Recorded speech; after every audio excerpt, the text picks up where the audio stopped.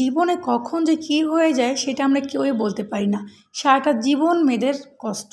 মেয়েদের জন্ম থেকে মৃত্যু অবধি সারাটা জীবন শুধু মেয়েদেরই কষ্ট। সকালবেলা তোমাদের ভাই এনেছে এত এত মাছ, আজকে প্রায় 7-8 পদের মাছ আনছে। এখানে বাইলা মাছ, আর ওইটা কী মাছ আমি বলতে পারবো না, কারণ মাছের নাম কিছু কিছু বলতে পারি এখন, বাট আগে তো মাছের নাম বলতেই পারতাম না। তো দেখো সকালবেলা ঘুম থেকে করে এত এত মাছ, সেইগুলো কাটবো, যদিও সব কিছু কাটা হয় না। আর আজকে অনেক দিন পর, প্রায় 3 বছর পরে বলতে পারবো যে মাছ কাটলাম। কারণ আগে আমার শ্বশুর না সবসময় মাছ কাটায়, মানে কাটায় আনতো না, মানে বড় বড় মাছ কাটায় আনতো, ছোটো মাছগুলো আমরা ঘরে কাটতাম। তো আমার শ্বশুর মরার পর থেকে না, মানে মারা যাওয়ার পর থেকে আর আমরা কেউ ঘরে মাছ কাটি না, মাছ সবসময় কাটাই আনে। বাট আজকে তোমাদের ভাই সমস্ত মাছ না কাটতে নিয়ে এসে এইগুলো এখন ঘরে বসে কাটলাম। বুয়াকাল শুধু এই যে ট্যাংরা মাছগুলো কাটলো, আর সব মাছ আমাকে একাই কাটতে হয়েছে, কারণ আমি বলবো কার কাছে, এটা আমার দায়িত্ব, আমাকে তো করতেই হইব। সমস্ত মাছগুলো কাটলাম প্লাস ধুইলাম, মানে যেসব মাছ কাটছিলাম। তো ধোয়ার পর এখন হচ্ছে এই মাছ টাছ আমি এখন সুন্দর করে ভাজে ভাজে রেখে দিব। আর দেখো ভাই পাশের বাড়িতে এখন বিয়ের আমার একটা অনুষ্ঠান, তো সেই ক্ষেত্রে খুব পরিমাণে বক্স বাজতাছিল। তো যাই না ভিডিওতে আমার কপিরাইট আসবো কিনা। ভাই ফেসবুক মামা প্লিজ আমার ভিডিওতে কপিরাইট দিয়ে না, অনেক কষ্ট করে একটা ভিডিও করতে হয়, যারা কিনা আমরা কন্টেন্ট ক্রিয়েটার প্লাস ভিডিও বানাই সংসারের পাশাপাশি, তারা আমরা মেয়েরা জানি কতটা কষ্ট করতে হয় আমাদের।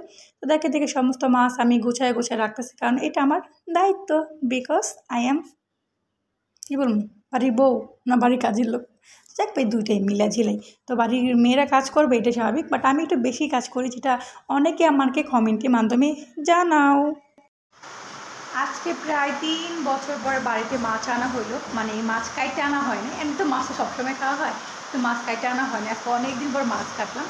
এমনি থেকে সব মানে বড় বড় মাছ সব কাটাই আনে, আর ছোটো ছোটো মাছ যেমন পোয়া মাছ, পাবদা মাছ, এগুলো হচ্ছে আমি ঘরে কাটি।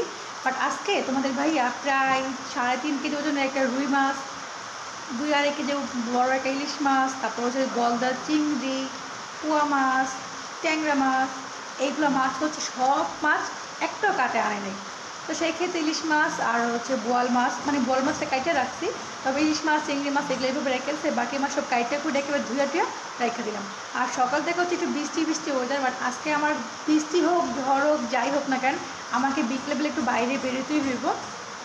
তো জানি না, বাকিটা নির্ভর করে বৃষ্টির উপরে, যে বৃষ্টি কখন কমবো কখন যাবো। এই ঝুম একটা বৃষ্টি আছে, খুব পরিমাণ শব্দ হয়ে আবার বৃষ্টি চলে যায়, কী যে একটা অবস্থা। তো এদিকে প্রায় 1:40 বাজে, আমার রান্নাবাড়ি অলমোস্ট ডান, মেয়েকেও ভাত খাওয়াই ফেলছি। সো এখন হচ্ছে নিজে গোসল করবো, রেডি হইব, খাওয়া দাওয়া খেয়ে তারপর যাবো বাহিরে। তো তোমরা প্লিজ স্কিপ না করে দেখে থাকো ভিডিওটা, আশা করি বেশ ভালো লাগবে। সকাল থেকে মেঘলা ওয়েদার, প্লাস এই ঝুম বৃষ্টি, আবার বৃষ্টি নাই, কিন্তু আজকে ঝড় হোক বৃষ্টি হোক যাই হোক না কেন, আমাকে একটু বাইরে বেরোতে হইব আমার নানিকে নিয়ে। দেখো আমার নানি প্লাস 70 বছর, 70-75 বছর হইব, এতদিনে তার একটা সমস্যা ধরা পড়লো। ভাই মেয়েদের জীবন যে কত কষ্ট, মেয়েদের জীবন শুধু কষ্ট আর কষ্ট।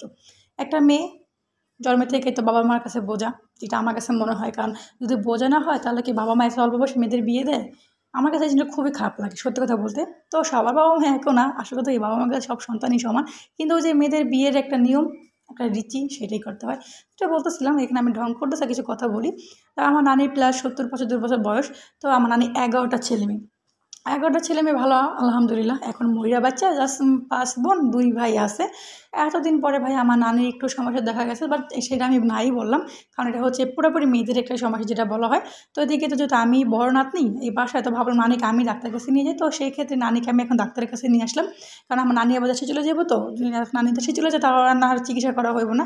আর এই যে আমার নানি, আমার আম্মু, আমি এখানে এসে পড়ছি, প্লাস আমার মেয়েরও একটু ঠান্ডা, তো মেয়েকেও একবারে দেখাই দিব।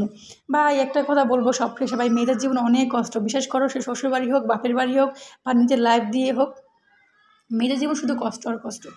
তারপরে ভাই সন্তানের জন্য বাবা মা যদি সবটা করতে পারে, আমার সন্তানের মায়া এখন আমি পড়ে সেটা আমি বুঝতে পারি। এই যে আমার নানি, তাকে এখন নিয়েছিলাম ডাক্তারের কাছে। আজকে ভিডিওটা এই পর্যন্তই।